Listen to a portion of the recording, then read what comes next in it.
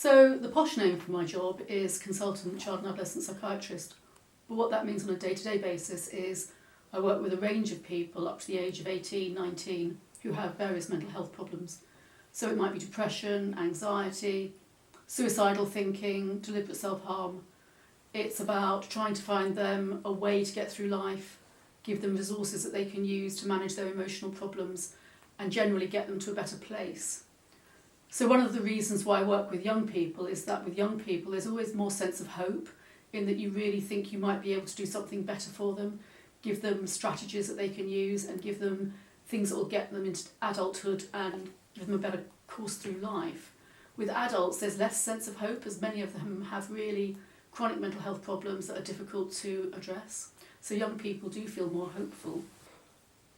So in terms of a pandemic, there was talk about one happening at some point, but I guess this one came up quite quickly out of the blue, and how we were going to cope as individuals and as a community was quite difficult to predict, but I think that things in general are working out quite well, although who knows whether we've got the right strategy in this country. And we were thinking about how it would impact upon people's mental health. Obviously there's been lots in the media and the press about how it might affect people, and as clinicians we knew that on an individual basis some of our patients, our clients would really struggle. So there have been two groups I think that have been noteworthy. The first were young people who already thought that the world was a threat and already were worried about what might happen. So for them their worst nightmare has come true in that suddenly there was something tangible that they needed to be scared of, and they have really shut down and needed considerable amount of therapeutic work. For the second group, they were worried about going out the front door, they were worried about going to school and interacting with other people, and suddenly they no longer had to do that. So there is definitely a group where their mental health has improved and where they are finding life a lot easier. I don't know what will happen when they do then have to go back to school, but certainly for them the pandemic and the lockdown has been easy. As a team, we were worried about what would happen in the prison. Our boys were previously going to education 6 hours a day, they were meeting people, they were mixing, they were seeing each other, which was really, really important for them. And suddenly they're now locked up 23 hours out of every 24. So they're allowed out for 20 minutes of exercise and 20 minutes of association where they can talk to each other. And this has meant that for some of them their world has completely collapsed. They can't have face-to-face contact with their families, they can only phone them, they can't even video call them.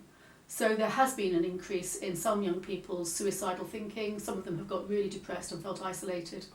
We're working with the suicidal ones very closely because we're trying to help them get through what is a really difficult time. And sometimes boys just contact us and ask to talk to someone because they're feeling so isolated. So there's lots that we can do even though it's more difficult for us to do it.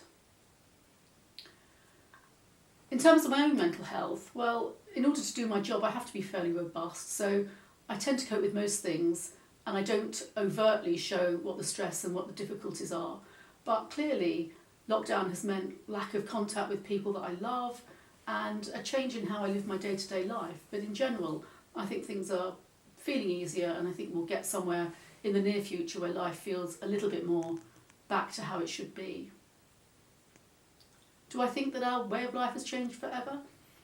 I think it would be nice to believe that the people next door and the people down the road and the people in neighbouring areas were going to be kinder and more gentle on each other, and that people were going to put each other first in a way that they haven't done probably for many, many years. But in reality, is that likely to happen, or do you think we'll just drift back to how we were with most people prioritising what they want and making sure they get what they want rather than thinking about the people next door?